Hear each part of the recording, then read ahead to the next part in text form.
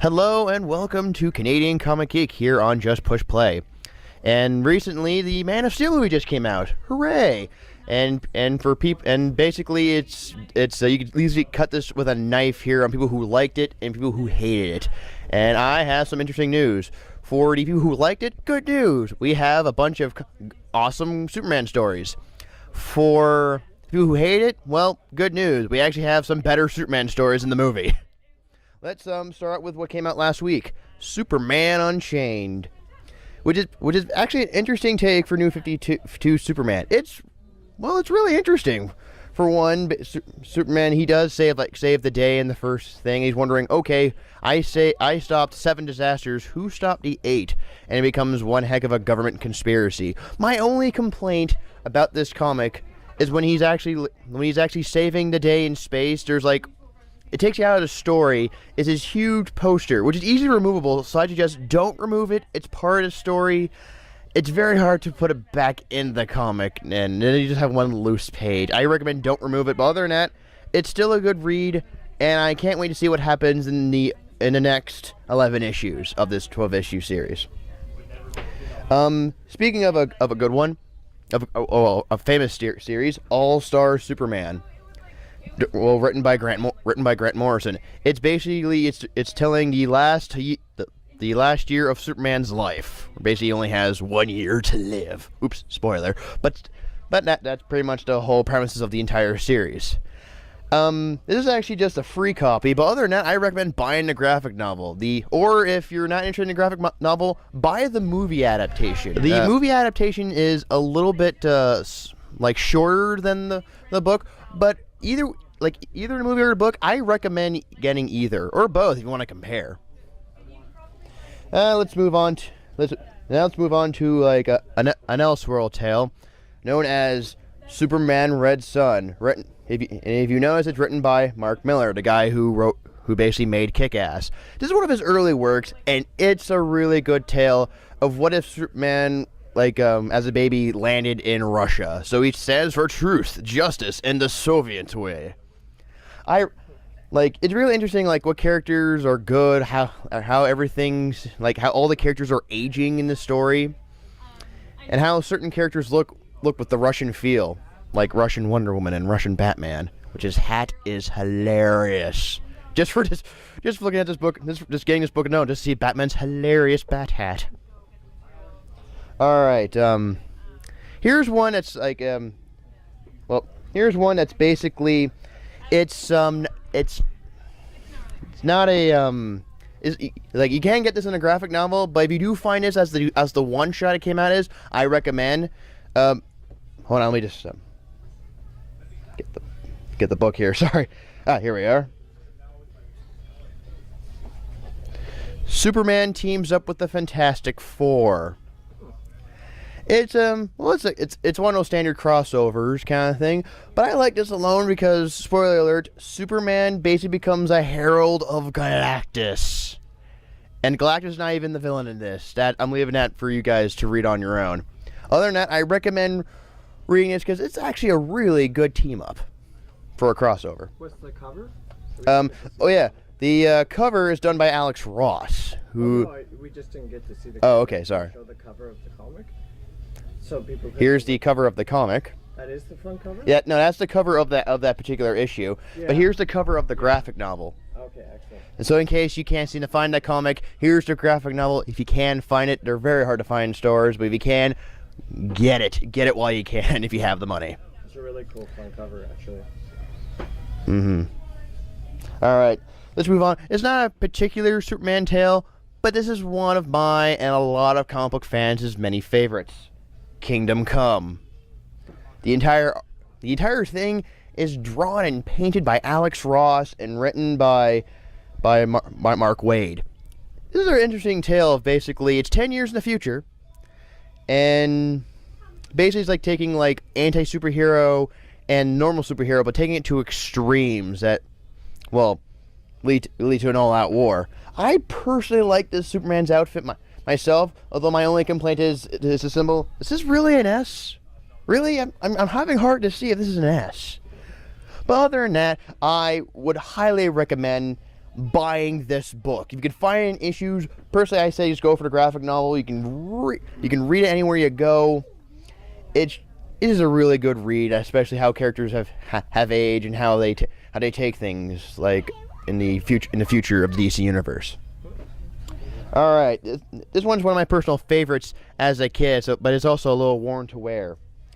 Superman Batman, the first volume of like the first 6 issues put in a graphic novel. It's basically like Lex Luthor's the president. Well, he was the president back then, and basically a giant kryptonite is about to hurl towards Earth, and Lex thought, hey, let's blame Superman on this, and basically Batman comes out. And it's actually a really good read. I love the art in this, and the story's not that bad either. For one, and it's a little spoiler, you get to see my personal favorite, a compository Superman rocket. So it's a giant mech that's half Superman, half Batman. Just seeing that alone makes me want to know how do we get to that point of a giant rocket mech alone. I recommend this is a good read of a start of a good series. So I highly recommend buying this. Now let's move on to a few Elseworld tales, and for those of you who don't know what an Elseworld comic is, it's basically DC's version of Marvel's What If comics, where basically we take a character and spin a certain take, like the Russian Superman I showed earlier. One of my personal favorites, and I'm so happy when I found this, Superman Speeding Bullets, where Superman ends up becoming Batman. Basically, story short, instead of landing in Kansas, he lands at Gotham, at the Wayne Mansion's backyard, where he's raided by the Waynes, who don't have a son, so they name him Bruce, and basically you get to see one hell of an interesting take. And also, the only downside is basically Lex Luthor is like the Silver Age version, so he's like really heavy and huge, so. You'll understand once you read it, but I'm like, really? Kingpin or, yeah, he's kind of like Kingpin huge. So imagine Lex Luthor, Kingpin huge, but he likes to dress like the Joker. Yeah, so large, white, and wear nothing but purple. Creepy. All right. Next is also another interesting take of what if, like, the whole origin of Superman comes from the dying Krypton to land on Earth. Well, let's spin that in reverse, where Clark, where he was born on Earth, is about to be destroyed by an asteroid, and they send him to space to protect him, where he lands on Krypton. I like this because you get to see the Kryptonian side, like how Kryptonians lived on Earth and how isolated each and every individual is. Also, I like the fact that they actually use like the logic that Krypton has different physics than Earth does. So you see like Clark having to wear like this mechanical suit to actually walk. And better yet, he doesn't just like grows up and becomes like grows up on Krypton. He also becomes Green Lantern. Who will eventually come back to what's left of Earth. But other than that, I recommend reading this because, well, it's a reverse take, and also seeing what Superman's like if he was not called Superman but had like different take and whatnot. It's actually a really interesting read. If you do find this, I recommend just reading Superman Last Son of Earth. And last but not least, and this is a recent Elseworld because you don't see a lot of Elseworld comics anymore. Superman, The Last Family of Krypton, where it's the same take, but like where Superman lands on Earth. Instead, it's not just Superman, it's his family. His entire family made it off Krypton and made their lives known on Earth. And it shows a different take of where basically what Jor-El and his family does on Earth shows like lack of certain superheroes. But it actually but it's recommended because you get to see like they have more kids, and you get to see what life would be like if everyone with the whole Kryptonian being merged with like Kryptonian technology and interesting characters and whatnot. You even get to see like you do get to see characters growing up and having more super kids.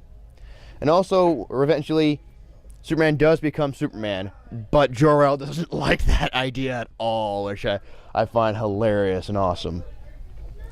Other than that, I do recommend The Last Family of Krypton solely for the fact that it, like every other book I showed, it's a slightly different take, and these are actually the more interesting ones than you would usually find at a comic book store. So if you happen to be in a comic book store or at a bookstore, say like Chapters or whatever the hell the bookstore they have in America, because most of the good ones are gone now, but anyway, like I recommend if you do see any of these books in comic or graphic novel form, go out and buy them. You will not be disappointed. This is the Canadian Comic Geek signing off.